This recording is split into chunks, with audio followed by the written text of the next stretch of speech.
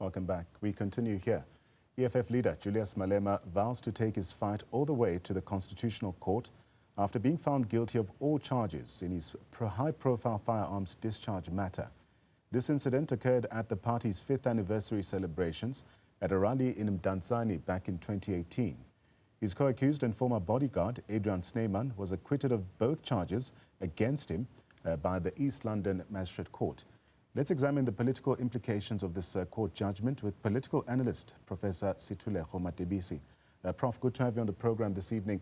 South Africa's constitution, very interestingly, disqualifies anyone sentenced to more than 12 months in prison without the option of a fine from serving in our parliament. With Julius Malema's conviction and a possible sentence looming, how binding is this clause in your view while the appeal process is still underway?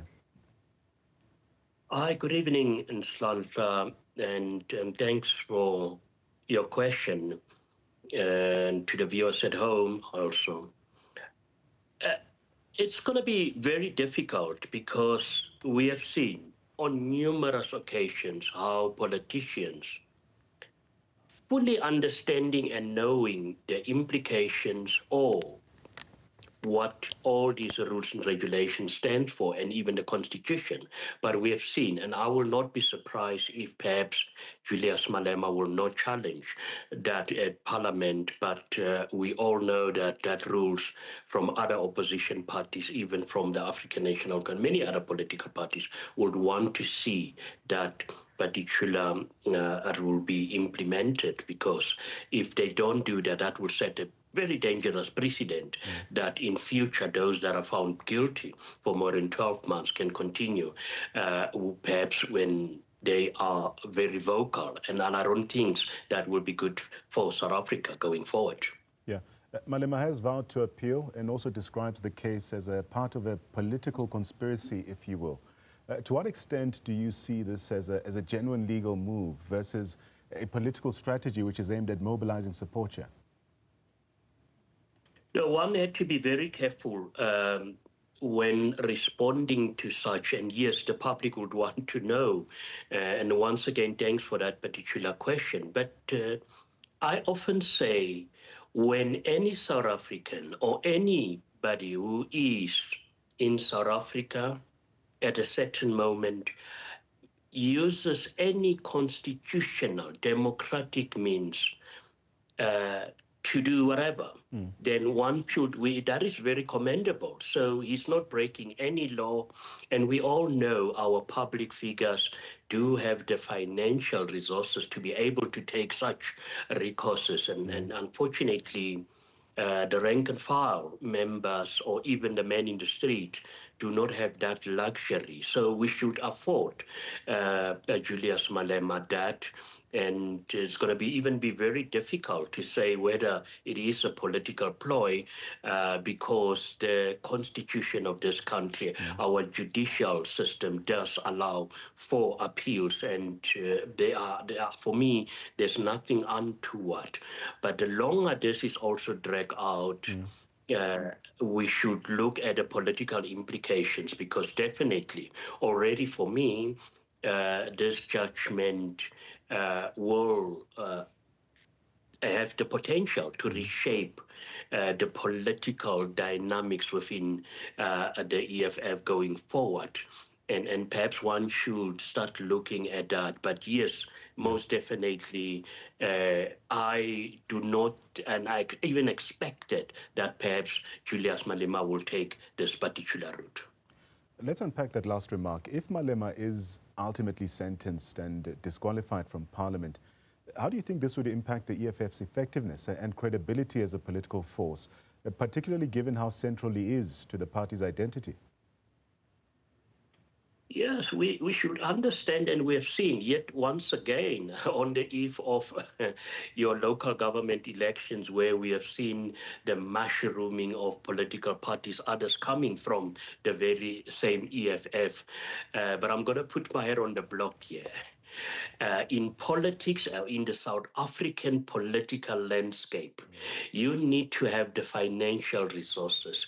You have to have foot soldiers, or the lantern bread of this country who will be able to garner support for you. But above all, you need a leader, whether the leader is tainted or not, and this is what has been happening, who shall be a drawcard, and that is what Malema was. And that was not surprising that when the EFF was formed, it became the third largest party, and it was only recently that it was overtaken by MK Party. So it will have huge implications. But fortunately for the EFF, it's a party that already has established branches, networks, structures in South Africa, and perhaps that will work for them. But and hopefully this will not also open another can of worms where some leaders will now will be jockeying for the position, to occupy that position, or at least the power that Malema had if, for instance, he is now found guilty. Interesting you say that, because Malema has built the EFF arguably largely around his own persona. So if he were to go to prison, for instance, or be forced out of parliament, is there a clear successor or leadership structure within the EFF or the Red Berets that could sustain this party going forward or moving forward? Yeah, I don't think there's a clear successor yet who will occupy or lead the party in the same manner that Julius Malema have done. But one thing that we, as I've indicated, which perhaps is commendable for the EFF, they've got structures. And I strongly believe they do have a stronghold. They are core constituencies which will at least keep the party alive. But it's going to be very difficult, especially when you've got once that elephant in the room in South African politics rears its head yet again, where certain individuals will do everything in their power to advance their own interests instead of advancing and looking after the interests of the party and its members. And that will be very unfortunate. And unfortunately, this is one of the dilemmas of South African politics. And we have seen what are the implications of that many political parties that were so promising has actually collapsed as a result of leaders who does not understand when to say, let me leave and give hand over, or leaders who are only pushing their own aspirations at the expense of the majority. That segues quite nicely into my next thought, because we've seen figures like former President Jacob Zuma use court cases as political theatre to indeed galvanize their base, if you will. Do you think Malema could use this moment in a similar way, or has the political climate changed too much? Very interesting question here again, and we have seen how identity politics have reshaped, and at one stage when some have already written, as you've correctly stated, the political obituary of the former president Jacob Zuma, and they've emerged because he used that whole label of a victim. And I will not be surprised in terms of the media framing going forward. We have already seen Malema's response, and going forward, how this will be phrased to say, yeah, you've got perhaps a white judge, where the issue of race once again is being peddled in the public domain to try and frame what is public perceptions around Julius Malema, and how that will perhaps also, garner support for the EFF. But for me, it's going to be a tall order, because if you look at the political landscape and also the fragmented opposition, and this is perhaps yet another element that I strongly believe that will come to the play. I believe a couple of years ago, we sort of seen a more coordinated, a more united opposition front. But I strongly believe that the opposition parties in politics in South Africa has become so fragmented, and perhaps when you've got a Julius who is now going to use any opportunity to try and label those that even speaks out against him to say they are now anti-black and all that. We should not be surprised, because that in itself may garner him support, or others may just once again label that as a public stance, which will not perhaps lead to any tangible outcomes.